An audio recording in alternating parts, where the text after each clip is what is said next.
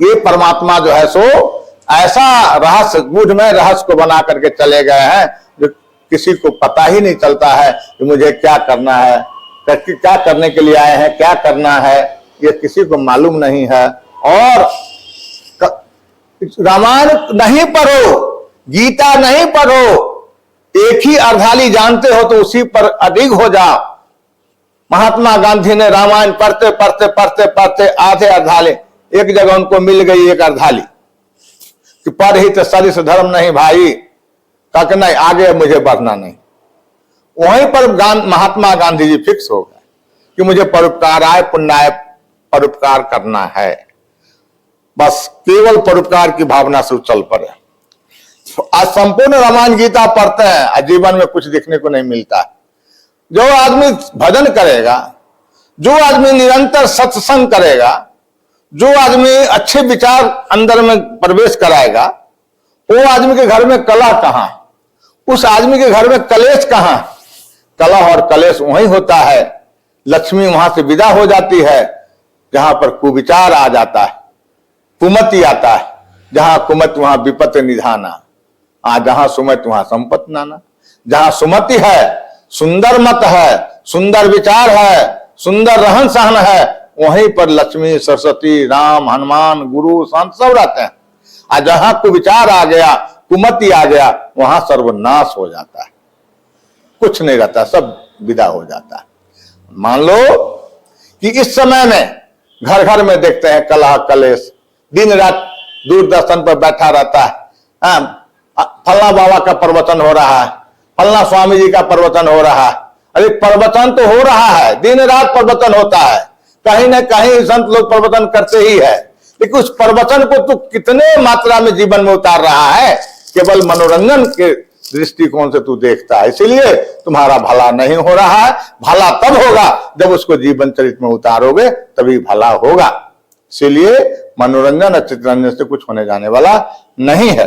आज देखो कि मैं देख रहा हूं कि घर घर में कलह, जो पिता माता अपने पुत्र को जन्म से लेकर के और विवाह तक करा करके घर में प्रवेश करा देते उसके परिवार को, और उसके बाद भी सब प्रकार का विधि व्यवस्था दे देते हैं।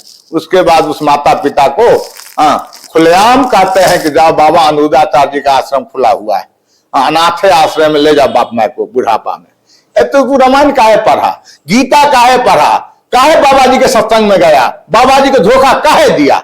ये सब धोखा देना हुआ, इसीलिए विचार नाम का चीज समाप्त हो गया है, जानवर वाला विचार आ गया है। जैसे एक रोटी कोई बिल्ली लेकर गई, दूसरी बिल्ली तीसरी बिल्ली आकर लड़ झगड़ करके बर्बाद करती है, खाती पीती भी नहीं है, सब बर्बाद हो जाता है। एक बंदर जो है सो रोटी लेकर गया, दो बंदर दोनों मिलकर लड़ झगड़ कर ये हो जाता है। तो उसी तरह से घर परिवार में अरे आधी रोटी खाओ लेकिन सुख शांति से जिंदगी जियो। शांति का एक ही उपाय है कि सो सुख धाम नाम असनामा अखिल लोक दायक विश्रामा। किसी मंत्र तंत्र में वह रहस्य नहीं है, वह प्राप्ति नहीं है जो कि श्री राम नाम में। श्री राम नाम का जप करने से सो सुख, सब प्रकार का सुख की प्राप्ति होगी और सब प्रकार का जो भी तुम चाहोगे सब मिल जाएगा तुझे। इसीलिए सुख संपत्ति जो भी चाहोगे सब श्री राम नाम के द्वारा तुझे सहज आसानी से मिल जाएगा। इसीलिए सो सुख धाम नामस्नामा अखिल लोकदायक विश्रामा। सारे विश्व का प्राणी को विश्राम मिलता है प्रभु का नाम के द्वारा, सुख शांति मिलती है और सब प्रकार का प्रारब्ध और जितनी संचय क्रियमान प्राप्ति प्रारब्ध सब प्राप्ति हो जाता है। इसीलिए भगवत भजन से सब कुछ मिल जाता है, लेकिन ये मनोरंजन आई चित्ररंजन से कुछ मिलने वाला नहीं है। और सही सारे बहुत कुछ है, कहा वेद मत कहा है अल्प तो अवधि, जीवता में बहुत सोच पोच, करवे को बहुत कहा कीजिए, पारो न पुराण का वेदहु का अंत नहीं, काव्य कला अनंत छंद प्रबंध, राग तो रसीले है चित्त कहाँ दीजिए। तुलसी सब बात में एक बात बताया जाता है, जन्म सुधारे चाहो तो श्री सिया राम कर लीजिए।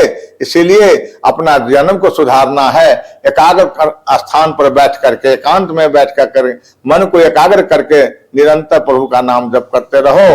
और जैसा खावे अन वैसा होवे मन, आहार पर निरंतर करो जो मुझे कैसे आहार करना है, जैसा खावे अन्न वैसा होवे मन।